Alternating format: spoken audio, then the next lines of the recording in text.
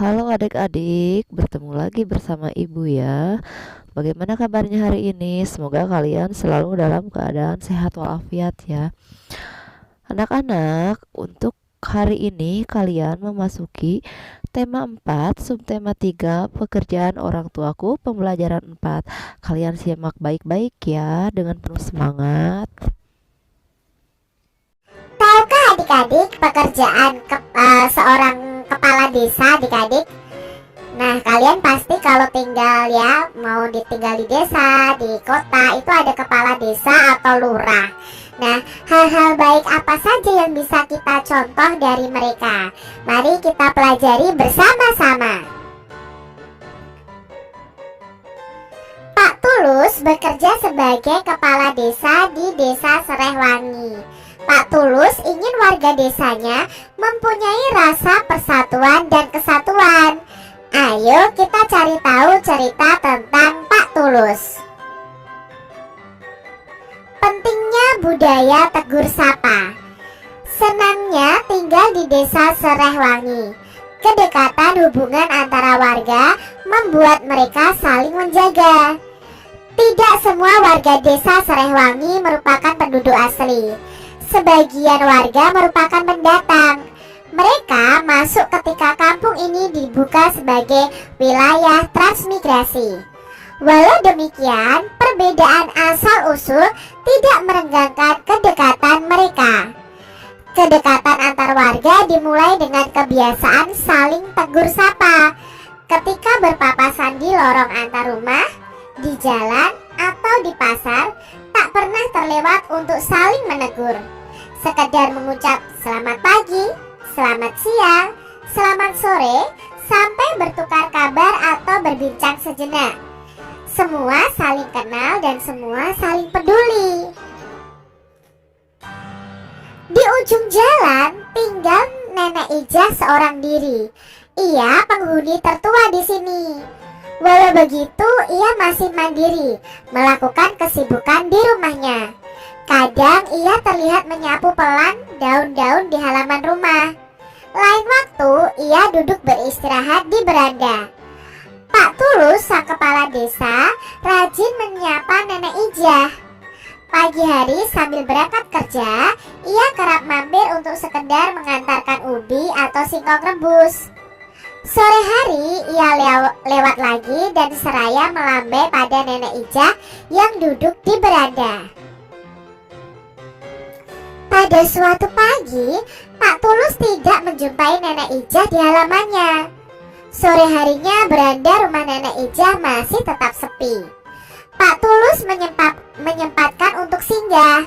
Pak Tulus mengetuk pintu, tetapi tak dijawab. Pak Tulus membuka pintu dan melangkah masuk. Betapa terkejutnya beliau menjumpai Nenek Ijah terkulai lemas di depan ruang tengahnya. Diraba dahinya terasa agak hangat. Rupanya Nenek Ijah sakit. Pak Tulus menyesal tidak menyempatkan mampir tadi pagi. Namun belum terlambat. Pak Tulus mengajak beberapa warga membawa Nenek Ijah ke dokter terdekat. Pak Tulus juga mengatur jadwal warga yang akan bergantian menjaga Nenek Ijah sampai pulih. Tidak ada warga yang menolak loh adik-adik. Semua sukarela membantu. Mereka tahu kelak suatu ketika mereka dalam kesulitan pasti akan dibantu. Nah, budaya tegur sapa menjadi perekat warga. Budaya tegur sapa ini membangun kepedulian terhadap sesama. Nah, itu tadi kisah dari Pak Tulus, sang kepala desa, yang terus membantu warga di sekitarnya adik-adik. Dan Pak Tulus ini tidak lupa menegur, menyapa warga-warganya ya. Di sini diceritakan warganya ada Nenek Ijah.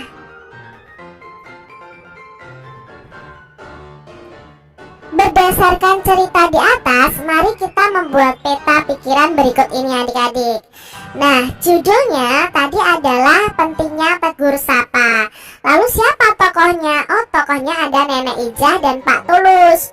Sifat tokohnya bagaimana? Nenek Ijah itu sifat tokohnya itu mandiri ya. Karena dia hidup sendirian, dia tetap bekerja. di rumahnya sendiri. Jadi beliau itu sangat mandiri. Sedangkan untuk Pak Tulus ini suka menolong. Nah, tempat kejadiannya di mana adik-adik? Ya, tempat kejadiannya itu di Kampung Serehwangi. Lalu awal ceritanya apa?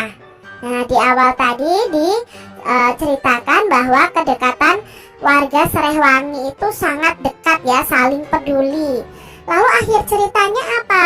Oh, akhir ceritanya tentang tegur sapa itu membangun kepedulian. Pesannya apa dari cerita tersebut? Nah, pesannya itu kita harus saling membantu dalam kesulitan.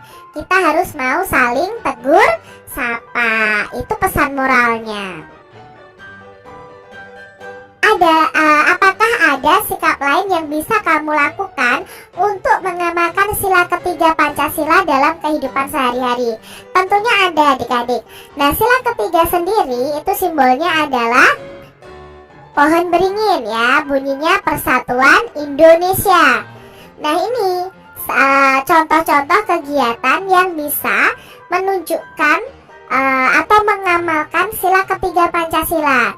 Yang pertama, bangga dan cinta terhadap tanah air dan bangsa, rela berkorban demi kepentingan bangsa dan negara, mengembangkan sikap saling menghargai, membina hubungan yang baik dengan semua unsur bangsa, lalu memajukan pergaulan demi peraturan bangsa, menjunjung tinggi persatuan dan kesatuan bangsa, serta mengutamakan kepentingan bangsa di atas kepentingan pribadi atau golongan. Nah, ini tadi contoh-contoh sikap yang termasuk pengamalan sila ketiga Pancasila, yaitu Persatuan Indonesia. Coba adik-adik terapkan ya dalam kehidupan kalian masing-masing.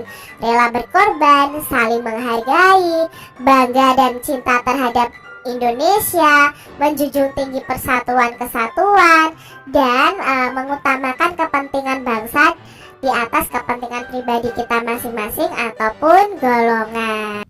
Anak-anak, untuk pembelajaran hari ini, tema 4, subtema 3, pekerjaan orang tuaku, pembelajaran 4, Ibu cukupkan sekian ya. Mohon maaf apabila Ibu dalam menyampaikan pembelajaran banyak kekurangannya. Jaga kesehatan. Wassalamualaikum warahmatullahi wabarakatuh.